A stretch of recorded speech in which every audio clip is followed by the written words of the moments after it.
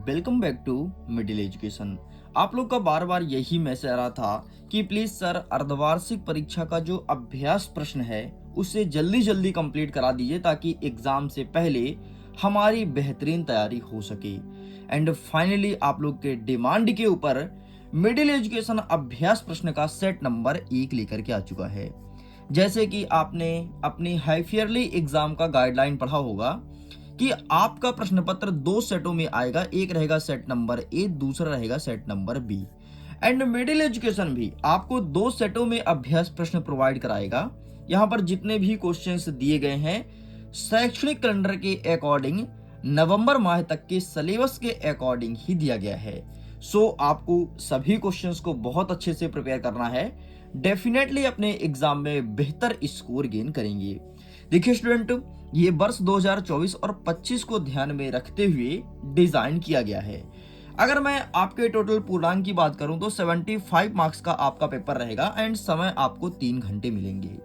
इस वीडियो में मैं प्रश्न क्रमांक 1 से लेकर के 23 तक के संपूर्ण प्रश्न के उत्तर दूंगा और मैं प्रयास करूंगा कि बहुत सारी चीजें आपको तुरंत यहीं पर समझाते जाऊं ताकि तुम्हारा डाउट आउट हो सके। तो चलिए फटाफट हम वीडियो को स्टार्ट कर लेते हैं, आगे बढ़ते हैं, अपने क्वेश्चंस को देखते हैं। लेकिन उसके पहले एक बार मैं अगेन आपको बता देता हूं, ये सेट नंबर 1 है। जल्दी आप सबके सामने सेट नंबर 2 भी देखने को मिलेगा जो कि अभ्यास प्रश्न रहेगा। और अगर आप यहां से अच्छे से तैयारी करते हैं डेफिनेटली अपने एग्जाम में बेहतर स्कोर गेन करेंगे। यहाँ पर वेरियस प्रकार के इंस्ट्रक्शन मौजूद हैं एंड मैं हमेशा बोलूंगा जब कभी आप पेपर देने बैठो तो इंस्ट्रक्शन को ध्यान से पढ़ा करो, क्योंकि यहाँ पर बहुत सारी और अच्छी बातें लिखी होती है जो कि बच्चों को पता नहीं होता है। अब देखो प्रश्न क्रमांक 1 कह रहा है सही विकल्प का चयन करो। इसमें हमारा पहला नंबर कहता है जिन वाक्यों में 2 कर्म होते हैं उन्हें कौन सी क्रिया कहते हैं। तो देखो जिसमें 2 कर्म होते हैं उसे द्विकर्मक क्रिया के नाम से जानते हैं। ठीक है, ना तो आपका सकर्मक होगा, ना तो अकर्मक, ना तो संयुक्त क्रिया। आगे हमारा दूसरा नंबर कहता है कि हिंदी का सर्वाधिक लोकप्रिय महाकाव्य कौन सा है। देखो यहाँ पर ऑप्शन में कामयानी है, रामचरितमानस है, रामचंद्रिका है, साकेत है, ये सारे आपके महाकाव्य हैं। लेकिन सबसे ज्यादा प्रसिद्ध जो सबके घरों में मिलता है वो है रामचरितमानस। और मेरा ऐसा मानना है कि जितने भी हिंदू धर्म के लोग हैं सबके घर में रामचरितमानस होगा। क्या आपके घर में भी रामचरितमानस है या नहीं, कमेंट सेक्शन में जरूर लिखना। और अगर नहीं पता है तो अपने माता पिता दादा दादी से पूछ करके तब जाकर के कमेंट करना। That's it. आगे बढ़ते हैं, हमारा तीसरा नंबर कहता है काव्य की शोभा बढ़ाने वाले तत्व को क्या कहते हैं। तो जो काव्य की शोभा बढ़ाता है उसे अलंकार कहते हैं। ठीक उसी प्रकार से जिस प्रकार से महिला का शोभा कौन बढ़ाता है, आभूषण। ठीक है, आभूषण अगर कोई महिला पहन ले पूरा सर से लेकर के और पैर तक तो बहुत अच्छी लगती है।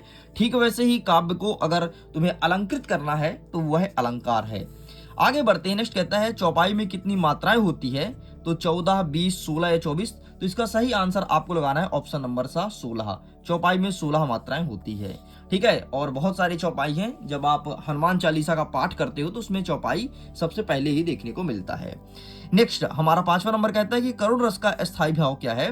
तो करुण का तो शोक है, ये तो हमें पता लग गया, लेकिन इसके अलावा और जो 3 दिया है ये किसका किसका है। तो देखो शांत का निर्वेद है, ठीक है, श्रृंगार का रति है और रौद्र जो है क्रोध का है। इस प्रकार से ये भी कंप्लीट होता है। 6वां नंबर कहता है शब्द गुण के कितने प्रकार होते हैं। तो देखो चाहे आपसे शब्द शक्ति पूछे या शब्द गुण, दोनों होते हैं 3 प्रकार के। अच्छा, शब्द शक्ति कौन कौन सा होता है, तो अभिधा, लक्षण, व्यंजना। और अगर मैं शब्द गुण की बात करूं तो ओज, प्रसाद और मधुर्य। तो इस प्रकार से आपको ऑप्शन नंबर बा पे टिक करना है। मैं उम्मीद करता हूं आपको एक एक चीज अच्छे से समझ में आया होगा एंड आपके दिमाग में भी फीड हो रहा होगा। एक एक चीज को अच्छे से रट लो। आपके यही अभ्यास प्रश्न आपके वार्षिक में भी काम आएगा, क्योंकि यहां से क्वेश्चंस देखने को मिलेगा और इसको भरोसा नहीं है तो स्वयं आप भी देख सकते हो। इतना ही नहीं, अगर इसके पीडीएफ को डाउनलोड करना है लिंक डिस्क्रिप्शन बॉक्स में दिया गया है, चेकआउट कीजिए, अपने पीडीएफ को जल्दी से डाउनलोड कर लीजिए। आगे बढ़ते हैं, प्रश्न क्रमांक 2 कह रहा है रिक्त स्थान की पूर्ति कीजिए। पहला नंबर कहता है कि पंचवटी में कौन सा समास है। देखो जब पंचवटी का मैं समास विग्रह करूंगा तो पंचवटी मतलब होगा 5 बटों या 5 वृक्षों का समूह। तो 5 मतलब एक गिनती आया है, तो जब भी गिनती आए वहां पर होता है द्विगु समास, तो यहाँ पर आपको द्विगु समास लिखना है। नेक्स्ट, अर्थ के आधार पर वाक्य कितने प्रकार के होते हैं। तो अर्थ के आधार पर वाक्य 8 प्रकार के होते हैं, इस चीज को ध्यान रखिएगा। जिसके कारण अस्थायी भाव उत्पन्न होता है उसे क्या कहते हैं? तो जिसके कारण अस्थायी भाव जगी, जिसके कारण, जैसे सांप आया, ठीक है, सांप के कारण हमारे अंदर डर पैदा हुआ, तो जो डर आया है वो किस कारण है? सांप कारण। तो सांप आपका आलंबन कहलाएगा। तो यहां पर आपको आलंबन लिखना है, ठीक है। चलिए, इस प्रकार से मैंने लिख दिया। नेक्स्ट कहता है कामयानी क्या है? तो कामयानी एक महाकाव्य है, तो आपको यहां पर सिंपल सा महाकाव्य लिखना है। आगे बढ़ते हैं। सोठा छंद में कितने चरण होते हैं? तो सोठा छंद में 4 चरण होते हैं, इस चीज को ध्यान रखना। अब देखो, पहले और तीसरे चरण में 11-11 मात्राएं होती हैं और दूसरे और चौथे चरण में 13-13 मात्राएं होती हैं। इस चीज को ध्यान रखिएगा, बहुत ज्यादा जरूरी है ये। नेक्स्ट 6वां नंबर कहता है एक से अधिक अर्थ देने वाले शब्द क्या कहलाते हैं? तो जो एक से अधिक अर्थ दे उसे कहते हैं अनेकार्थी शब्द। दैट्स इट, ये भी कंप्लीट होता है। आगे बढ़ते हैं। प्रश्न क्रमांक 3 कह रहा है सत्य असत्य को लिखिए।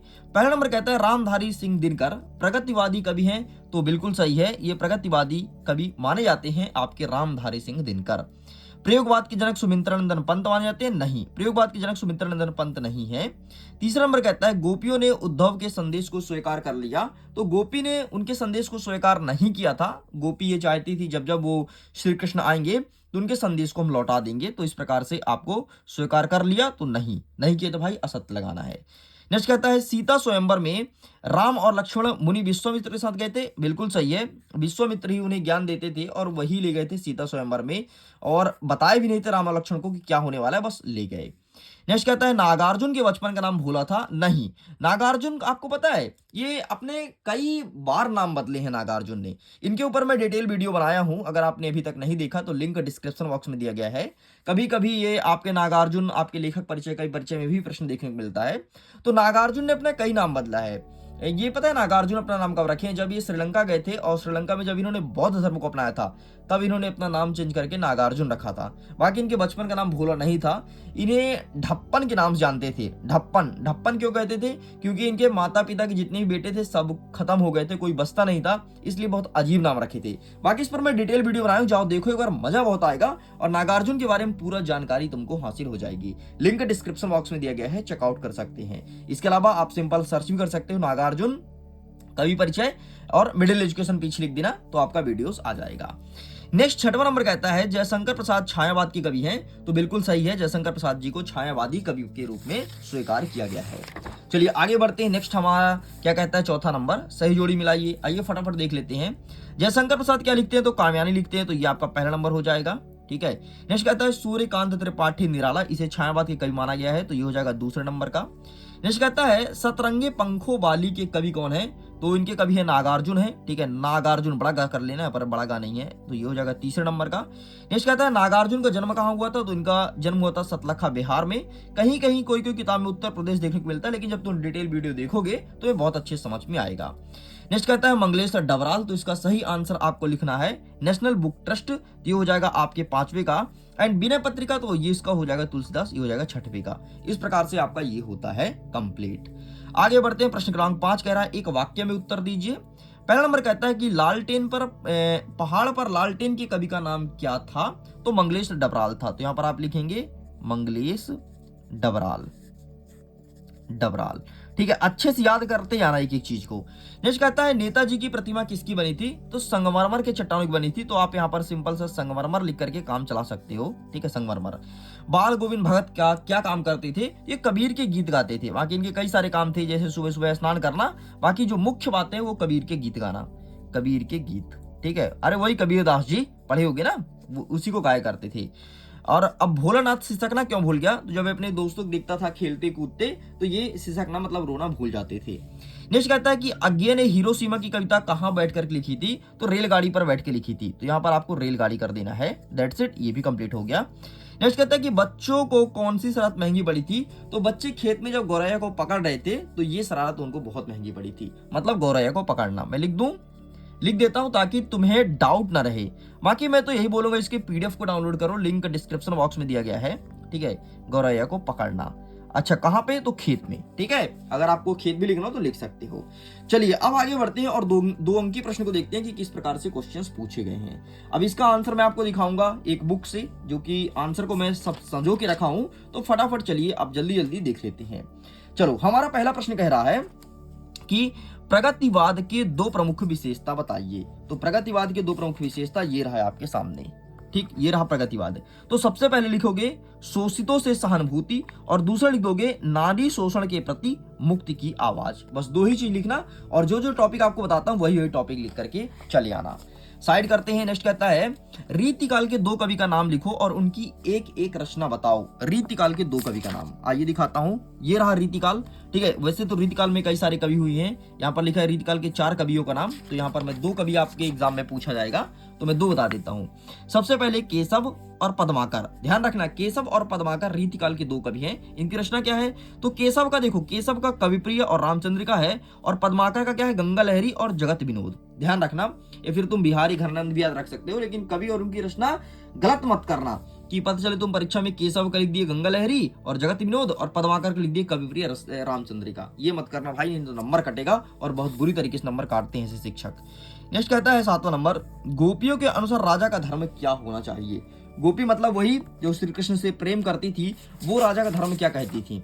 तो देखो यार, यहाँ पे लिखा है गोपियों के अनुसार राजा का धर्म होना चाहिए कि प्रजा का पूरी तरह से ध्यान रखे, प्रजा को किसी प्रकार से सताना नहीं चाहिए, ऐसे गोपी कहती थी। अरे गोपी तो श्री कृष्ण की दीवानी थी यार एकदम, है ना। एक नहीं जितनी गोपी थी सब दीवानी हो जाती थी। पता नहीं ऐसा क्या करते थे भगवान श्री कृष्ण। अगर तुम भी सीख जाओ तो तुम भी गोपियों को रिझाने लगो, लेकिन अभी मत करना भाई। अभी पढ़ लो, कम से कम 12th पास कर लो, फिर कॉलेज लाइफ में चिल करते रहना। अभी से चिल मत करना, ठीक है। अभी 10th है ना, अच्छे से पढ़ना।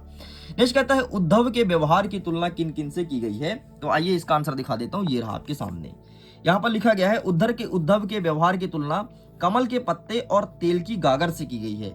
जैसे कमल का पत्ता पानी में रहता है लेकिन पानी में डूबता नहीं है, ठीक है, उसमें पानी टिक नहीं पाता। ठीक ऐसे कहते हैं कि श्री कृष्ण के पास भी रह करके कोई व्यक्ति कैसे उनके प्रेम से अछूता रह सकता है। ठीक है, एटीट्यूड रहा होगा उद्धव के अंदर, इसलिए श्री कृष्ण के प्रेम में नहीं पड़े, या फिर हो सकता है श्री कृष्ण को पसंद ना करते हो, पता नहीं, जो हुआ जो ऐसा हुआ हो, बस यही तुमको लिखना है। तो कमल का पत्ता उस लिख देना और गागर सागर जो लिखा है वो मत लिखना, ठीक है, एक चीज का एग्जाम्पल देना। 8वां नंबर कह रहा है कवि आत्मकथा लिखने से क्यों बचना चाहता है? ठीक है, तो आइए इसका आंसर दिखा देता हूं। ये रहा आपके सामने, ये देखिए, यहां से लिखना है कि कवि जयशंकर प्रसाद मित्रों को आत्मकथा लिखने से, ठीक है, राजी नहीं थे। यहां तक पूरा लिखना, मतलब कभी ये नहीं, मैं तुमको आसान भाषा में बता देता हूं। कभी ये कहते थे कि हम अभी इतने सक्सेस नहीं है, इतने मतलब फेमस नहीं है कि हम अपने बारे में स्वयं लिखें। आत्मकथा मतलब क्या होता है? स्वयं के बारे में लिखना। तो कभी ऐसा कहते थे। नेक्स्ट कहता है नाटक और एकांकी में अंतर लिखो। तो नाटक में भाई कई सारे व्यक्ति चाहिए, एकांकी में एक व्यक्ति है तो भी कर सकता है ना। नाटक में पात्रों की संख्या अधिक होती है, एकांकी में एक होती है। नाटक में नाटक जो चलता है काफी लंबा होता है और एकांकी छोटा होता है। इस प्रकार से तुमको लिखना है, 2 ही लिखना क्योंकि प्रश्न आपके 2 नंबर का है। लेकिन तुम नहीं मानोगे, तुम बिना आंसर देखे। तो ये देख लो भाई साहब, आंसर ये रहा आपके सामने।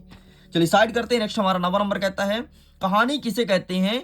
किन्हीं 2 कहानीकार का नाम लिखो। कहानी किसे कहते हैं? ये रहा कहानी, ठीक है। कहानी किसे कहते हैं यहाँ पर लिखा गया है। कहानी एक कलात्मक छोटी रचना है, पूरा लिख लेना, ठीक है। और 2 कहानीकार का नाम, तो ये रहा मुंशी प्रेमचंद्र जो कि कफन लिखते थे, और जयशंकर प्रकाश आकाशदीप लिखते थे। जयशंकर प्रसाद पे भी मैं डिटेल वीडियो बनाया हूँ, आप देख सकते हो, बहुत मजा आएगा। बस कुछ मत करो, सिंपल सा जयशंकर प्रसाद लिखो और लिख दो पीछे middle education, already video top में आ जाएगा। नेक्स्ट आगे देखते हैं, रेखा चित्र किसे कहते हैं? एक रेखा चित्र लेखक का नाम लिखो। आइए अब आपके सामने मैं रेखा चित्र दिखाता हूं। ये रहा है आपके सामने रेखा चित्र, ठीक। रेखा चित्र मतलब रेखा चित्र में शब्दों की कलात्मक रेखाओं द्वारा किसी व्यक्ति, वस्तु तथा घटना के बाह्य और आंतरिक स्वरूप का शब्द चित्र अंकित किया जाता है, और महादेवी वर्मा प्रसिद्ध रेखा चित्र है, ठीक। आगे बढ़ते, नेक्स्ट क्या कहता है? रिपोर्टाज से आप क्या समझते हैं? ये रहा आपके सामने रिपोर्टाज, ठीक। इसे भी देख लो भाई साहब। जी, रिपोर्टाज फ्रांसीसी भाषा का शब्द है जिसका अर्थ रोचक और भावात्मक होता है। बस इतना आप तुमको लिखना है। आगे बढ़ते हैं। नेक्स्ट, रेखा चित्र और संस्मरण में 2 अंतर बताइए। तो ये रहा रेखा चित्र और संस्मरण में 2 अंतर। देखो इसमें अंतर ऐसे लिखा है, तुम ऐसे मत लिखना जैसे मैंने तुमको नाटक और एकांकी में दिखाया ना, ऐसे लाइन खींच के ऐसे अंतर लिखना, ठीक, ज्यादा अच्छा रहेगा। चलिए बाकी मैं इसे साइड करता हूँ, इसका फोटो क्लिक कर सकते हो। आगे बढ़ते हैं। नेताजी सुभाष चंद्र बोस की मूर्ति को देख करके लेखक के मन में कौन सी कमी खटकने लगी? अरे उनके मूर्ति पर चश्मा नहीं पहना था, याद है ना तुमको? बस लेखक के मन में वही कमी खटकती थी। लेकिन मैं तुमको आंसर दिखा देता हूं, क्या होगा इसका सही आंसर। कौन सा प्रश्न है? प्रश्न क्रमांक 11, ठीक। तो प्रश्न क्रमांक 11 का आंसर ये रहा आपके सामने। ये देखो, ये लिखा है, नेताजी सुभाष चंद्र बोस की मूर्ति देखकर लेखक के मन में कमी खटकने लगी क्योंकि उनकी आंखों पर संगमरमर का चश्मा नहीं था। बस खत्म।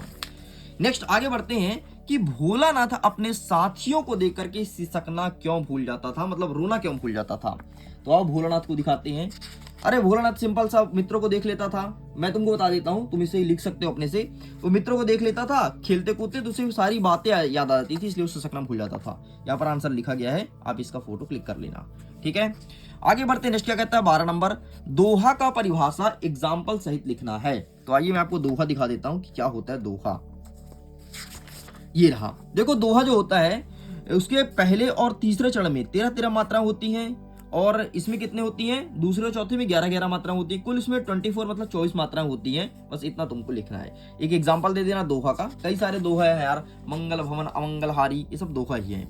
नेक्स्ट आगे कहता है अनुप्रास अलंकार को परिभाषित कीजिए। सबको पता है, बच्चे बच्चे को पता है कि ऐसा कोई वाक्य, ऐसा कोई शब्द जिसमें एक ही शब्द की आवृत्ति बार बार हो, उसे कहते हैं अनुप्रास अलंकार। ध्यान सुन लो, एक ही शब्द की आवृत्ति बार बार हो उसे अनुप्रास अलंकार कहते हैं।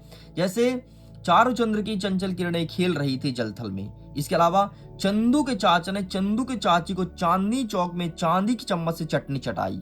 ठीक है, ये फिर इसमें और जोड़ सकते हो, चंदू के चाचा ने चंदू की चाची को चांदनी की रात में चांदी की चम्मच से चटनी चटाई। कुछ भी लिखो यार, बस चा चा चा चा बार बार आना चाहिए। नेक्स्ट हमारा 13 नंबर कह रहा है कि छायावाद की 2 प्रमुख विशेषता। आइए मैं आपको होमवर्क देता हूं, इसको आप स्वयं अटेंड करेंगे। ठीक है, चलिए नेक्स्ट कहता है अथवा में कि यमक अलंकार किसे कहते हैं। तो यमक का अर्थ होता है चिपका हुआ, सॉरी श्लेष का अर्थ होता है चिपका हुआ। यमक का मतलब ये होता है कि एक ही शब्द की आवृत्ति 2 बार आई लेकिन उसका अर्थ अलग अलग हो। एग्जाम्पल देखना, जैसे कनक कनकते 100 गुनी। मैंने क्या बोला, कनक कनकते 100 गुनी, मादकता अधिकाय, या पाए बौराय नर, या खाए बौराय। तो एक कनक का मतलब होता है सोना, गोल्ड। अगर किसी को गोल्ड मिल जाए पागल हो जाएगा। और एक कनक का मतलब होता है धतूरा, अगर उसे धतूरा खा ले पागल हो जाएगा। अरे वही धतूरा फूल जो शंकर जी में चढ़ता है। ठीक, तो इस प्रकार से आप इसे लिख सकते हो। हमारा 14 नंबर कहता है रीतिकाल को श्रृंगार काल क्यों कहा जाता है। तो आइए इसका आंसर दिखा देता हूं कि क्यों कहते हैं रीतिकाल को श्रृंगार काल।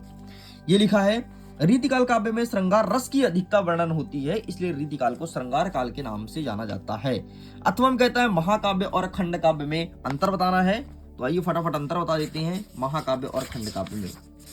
तो ये रहा आपके सामने महाकाव्य और खंड काव्य में अंतर। प्लीज टेक अ स्क्रीनशॉट, आप इसका फोटो खींच लीजिए। अंतर ऐसे मत लिखना, नहीं तो नंबर कटेंगे। अंतर लिखने का सही तरीका मैंने आपको अभी बता दिया है। नेक्स्ट हमारा 15 नंबर कहता है कि प्रबंध काव्य के 2 भेद बताइए। ठीक है, तो आइए प्रबंध काव्य के 2 भेद बताते हैं। तो ये रहा आपके सामने। प्रबंध काव्य विषय प्रधान एवं वर्णनीय होता है। इसमें कथा वस्तु के अनुकूल घटना विशेष का क्रमबद्ध रूप से काव्यात्मक वर्णन होता है। इसके 2 भेद, एक हो गया महाकाव्य और दूसरा हो गया खंड काव्य। ये प्रबंध काव्य का भेद है। ठीक है, नेक्स्ट छंद का डेफिनेशन बताना है, छंद का परिभाषा, छंद क्या होता है। तो आइए दिखा देता हूं छंद। ये रहा है आपके सामने छंद। जिस रचना में अक्षरों तथा मात्राओं की संख्या अनिश्चित होती है, जिसमें यति गति तुक आदि का ख्याल रखा जाए, उसे छंद कहते हैं। 2 प्रकार का होता है, मात्रिक और वार्णिक। बस इतना लिखना, इसका डिटेल मत करना।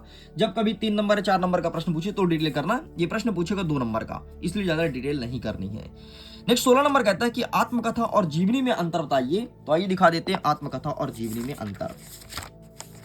आत्मकथा और जीवनी में क्या अंतर है, ये आपके सामने रहा। ठीक है, जीवनी और आत्मकथा में अंतर ऐसे लिखा है, ऐसे मत लिखना, मैंने पहले ही समझा दिया है। चलिए साइड करते हैं। नेक्स्ट आगे अथवा कहता है कि निबंध से आप क्या समझते हैं। निबंध से आप क्या समझते हैं। तो ये रहा है आपके सामने निबंध। भाई साहब निबंध क्या है ये लिख देना। निबंध 2 शब्दों से मिलकर के बना है, निधन बंध से मिलकर बना है, जिसका अर्थ होता है अच्छी तरह से बंधी हुई या परमार्जित पौध रचना। ठीक है, ये आपको लिखना है। चलिए साइड करते हैं। नेक्स्ट हमारा 17 नंबर कहता है कि सूरदास की काव्यगत विशेषताएं बतानी है। तो चलिए फटाफट ओपन कर लेते हैं सूरदास की काव्यगत विशेषताएं।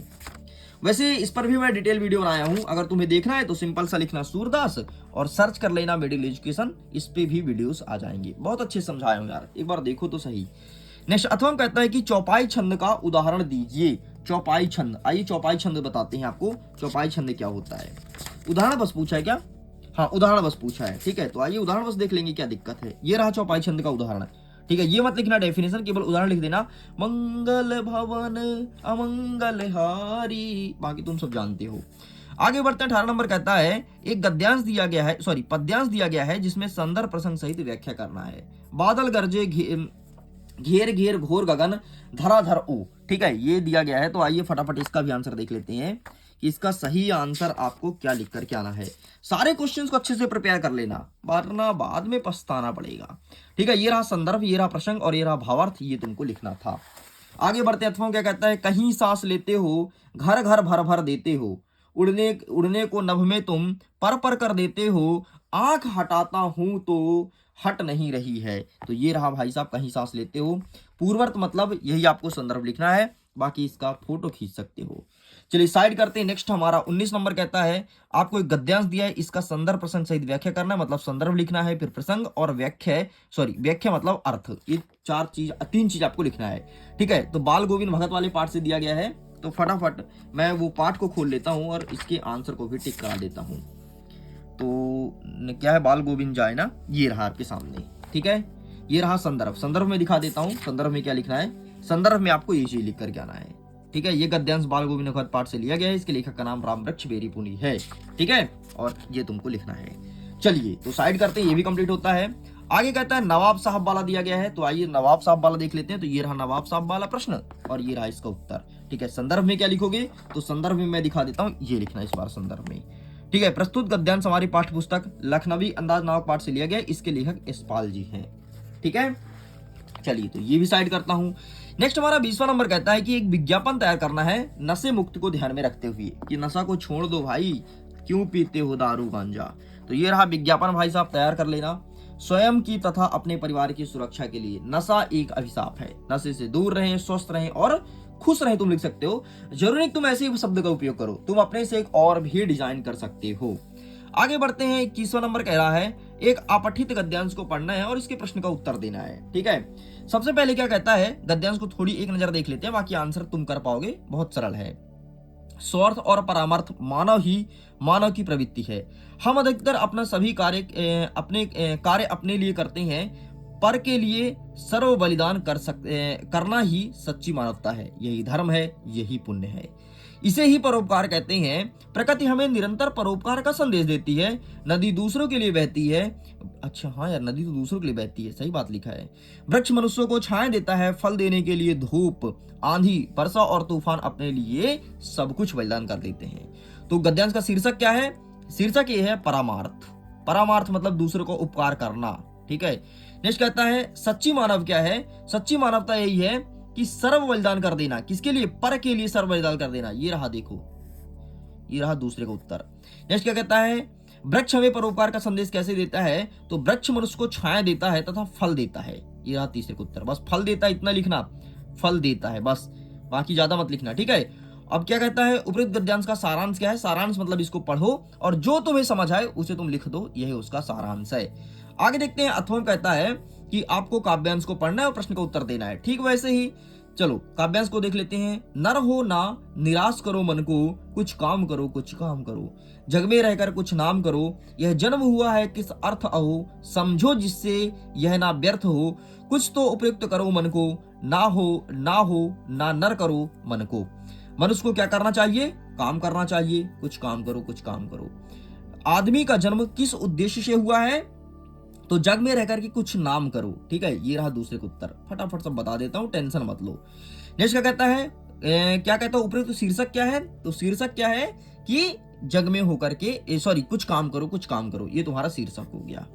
नेक्स्ट क्या कहता है 22वां नंबर, अपने बड़े भाई के विवाह में सम्मिलित होने पर मित्र को पत्र लिखना है। तो आइए मैं बड़े भाई के शादी में जाता हूँ और अपने दोस्त को पत्र लिखता हूँ कि भाई मैं तो आ गया, तू भी आ जा, मेरे बड़े भैया की शादी है।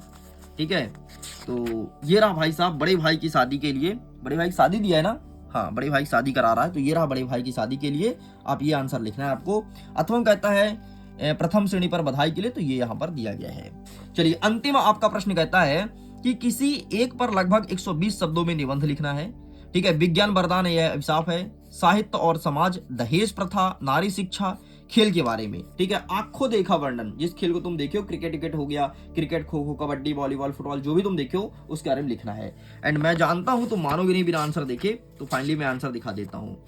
लो दहेज प्रथा के ऊपर देख लो, और दहेज प्रथा को रोकना चाहिए। आप भी अच्छा सक्सेस हो जाना, कभी अच्छा खासा पैसा कमाना, दहेज मत लेना। ठीक है, दहेज के खिलाफ हूं मैं, और आप भी खिलाफ रहिए। दहेज ना तो लीजिए ना तो दहेज दीजिए। ठीक है, इस प्रकार से आपका ये कंप्लीट होता है। लीजिए स्टूडेंट, पूरा कंप्लीट करते हो। वीडियो कैसा लगा? वीडियो अगर पसंद आए तो वीडियो को लाइक करिए, अपने दोस्तों के साथ शेयर कीजिए। ये वीडियो भारी डिमांड में बनाया गया है, बच्चों के बहुत सारे डिमांड आ रहे थे, बहुत सारे कमेंट सेक्शन में मैसेज थे, इंस्टाग्राम पर मैसेज थे।